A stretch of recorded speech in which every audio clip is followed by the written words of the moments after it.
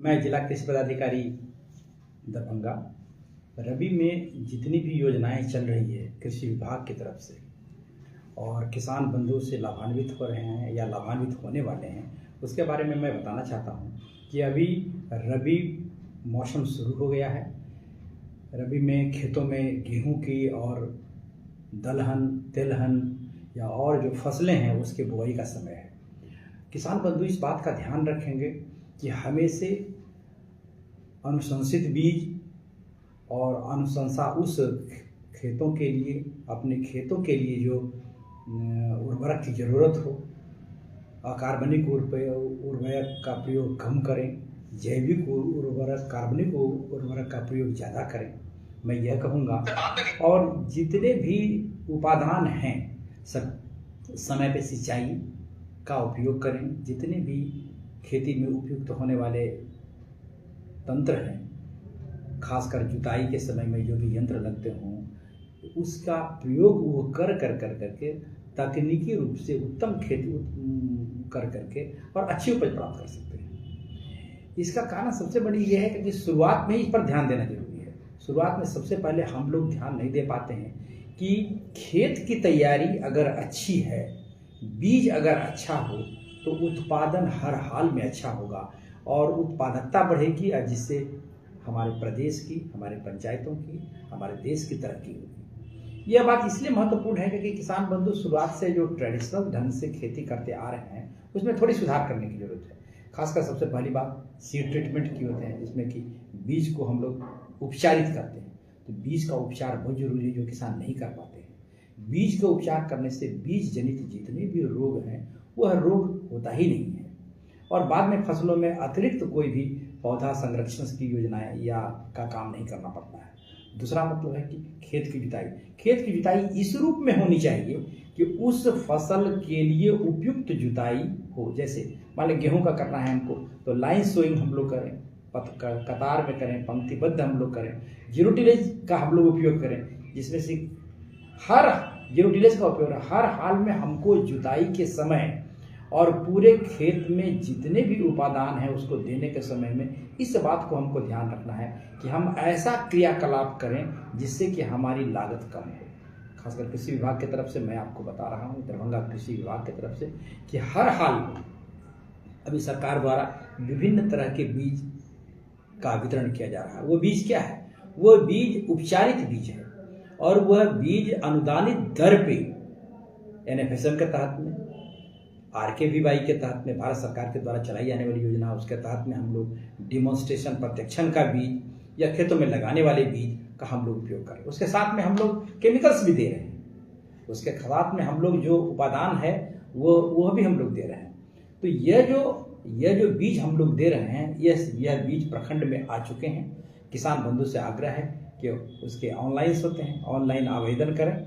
आपके मोबाइल्स पे आपके एक OTP जाएगा, उस OTP को आप दिखाएं और अपना बीज सब्सिडाइज रेट पे, अनुदानित दर पे आप प्राप्त करें। ठीक, और बीज प्राप्त करके अपने घर में नहीं रखें, बल्कि हर हाल में बीज को अपने खेतों में लगावें। समय पे अगर आप बीज को लगा करके जमीन में दे देते हैं तो आप समझ लीजिए कि उपज में आपको 15% से लेकर 30% वृद्धि संभव है। देर से बुआई करने पर, हर दिन देर से बुआई करने पर उपज घटती चली जाती है। दूसरी बात आप आइए खाद के बारे में, जिसको उर्वरक हम लोग कहते हैं। उर्वरक के बारे में मैं पहले भी बोला, अभी भी मैं बोल रहा हूँ कि हर हाल में इस उर्वरक की कोई कमी नहीं है। DAP की, डाई अमोनियम फॉस्फेट की थोड़ी बहुत कमी है, लेकिन उसका पूरी तरह से उसका सब्स्टिट्यूट, उसके जगह पे आप जो मिक्सचर उपलब्ध है हमारे पास में, NPK मिक्सचर उपलब्ध हैं, वो यूरिया भी मेरे पास में काफ़ी है। जिले में यूरिया की कोई कमी नहीं है, SSP की कमी नहीं है। विभिन्न तरह के मिक्सचर आ गए हैं जो कि कमी है। DAP का चूंकि आयात दूसरे देशों से होता है, इसलिए DAP में अभी जो आवक है थोड़ी कम है। इस अगले महीने या इस महीने के अंत तक में जैसे ही आवक और आ जाएगी, मैं प्रत्येक प्रखंडों को उपलब्ध करा दूंगा। एक ये बात हो गई। दूसरी बात ये है कि बीज के अतिरिक्त जो है आप ध्यान रखें, कुशेश्वर स्थान जैसे जगहों में, खासकर इसी जिले में कुछ मकई की काफ़ी खेती होती है, वहाँ उर्वरक की अधिकता जरूरत पड़ती है। मेरे पास में जितने भी उर्वरक हैं उसका आवंटन आगाध खेती जिस प्रखंडों में होती है, खासकर हनुमान नगर में, सिंहवाड़ा में हायाघाट में, जहां आगाध खेती होती है वहां उर्वरक का आवंटन हम सबसे ज़्यादा करते हैं कि किसान बंधु को तकलीफ ना हो। जहाँ तक कुशेश्वर स्थान में, अब कुशेश्वर स्थान पूर्वी में मकई काफ़ी लगती है, पश्चिमी में भी लगती है, थोड़ी अभी पानी की समस्या थी, वहाँ हम लोग कृषि इनपुट जितने भी किसानों का फसल नष्ट हुआ है उसमें जिनका 30% से ज़्यादा डैमेज है, हम लोगों ने प्रतिवेदित भी किया और किसान बंधु उसको अपने आवेदन भी दिए हैं, अप्लाई भी किए हैं ऑनलाइन, और उसी अनुसार में किसान बंधु को सहायता राशि भी पहुंचाई गई है। कुछ सहायता राशि बाकी है, अभी पोर्टल कुछ समय के लिए बंद है, फिर जैसे ही आदेश प्राप्त होगा उसके अनुसार में हम लोग काम करेंगे। ये बीज खाद की बात हम लोग कर दिए। दूसरी बात सबसे इम्पोर्टेंट जो कि भारत सरकार की योजना है जिसको प्रधानमंत्री कृषि सम्मान योजना कहते हैं। देखिए, प्रधानमंत्री कृषि सम्मान योजना में उपादान खरीदने के लिए जो किसान बंधु हैं जिनकी जमीन है, उपादान खरीदने के लिए जो खेती करते हैं, उपादान खरीदने के लिए 2,000 रुपया महीने, 2,000 रुपया 3 किस्तों में, मतलब साल के 6,000 रुपया उनको दिया जाता है। यह उपादान खरीदने के लिए यह सुविधा जो भारत सरकार देती है प्रधानमंत्री कृषि सम्मान योजना के तहत में, वह किसान अपने नाम से जो उनकी ज़मीन है उसी के अनुसार में आप अप्लाई कीजिए, और अप्लाई करने के बाद में अप टू डेट जो है रसीद है उनका, जो है ज़मीन के कागजात है आप उसको लगावें, और समय पे आप NPCI है, EKYC है, ये सारा आप करा लें कि आपके अकाउंट में राशि जाने में कभी कोई दिक्कत ना हो। और आपके कभी कभार होती है कि आपके अकाउंट सनाइल फेज में चले गए हैं, आपके अकाउंट जो है डॉर्मेंट में चले गए हैं, सुसुप्तावस्था में चले गए हैं, आप उस अकाउंट से कोई काम नहीं किए हैं, तो किसान बंधु की शिकायत रहती है कि मेरा पैसा नहीं आया।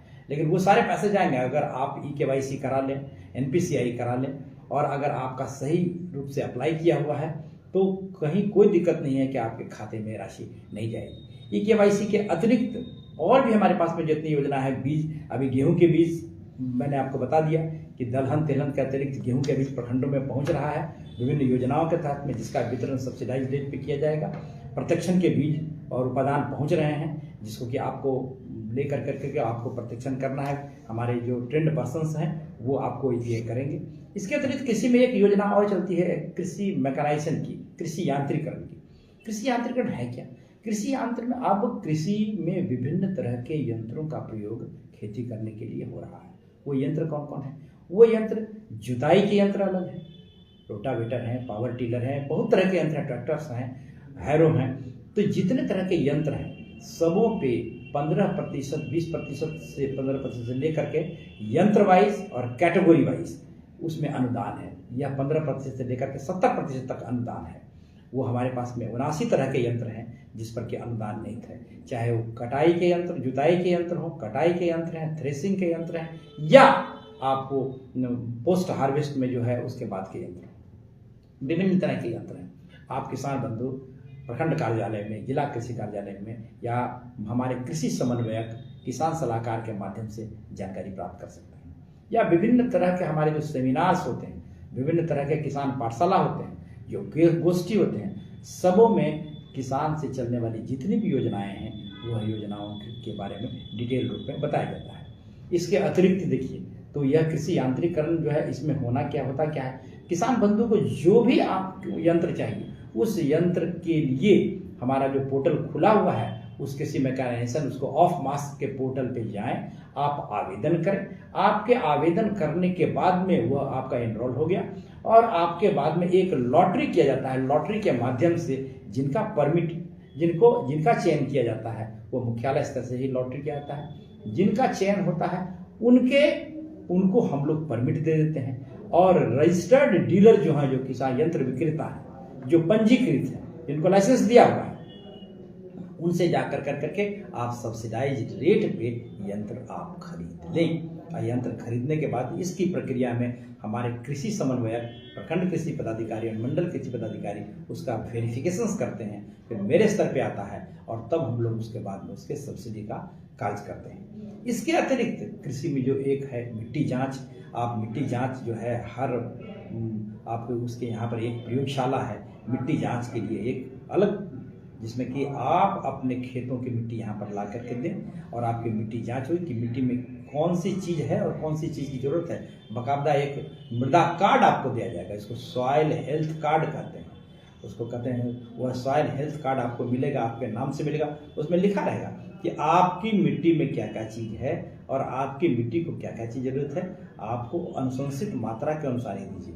देखिए, देखा देखी करने की ज़रूरत नहीं है कि फलाना ने अगर यूरिया इतना दिया खेतों में तो हमको भी इतना देना है, इसकी कोई ज़रूरत नहीं है। जितना आप खाद की मात्रा, अकार्बनिक उर्वरक की मात्रा आप खेतों में पौधों के लिए देते हैं, आपको पता है उसका मुश्किल से 25 से 30% ही पौधा उपयोग करता है, बाकी वो ज़मीन के नीचे चला जाता है या हवा में उड़ जाता है।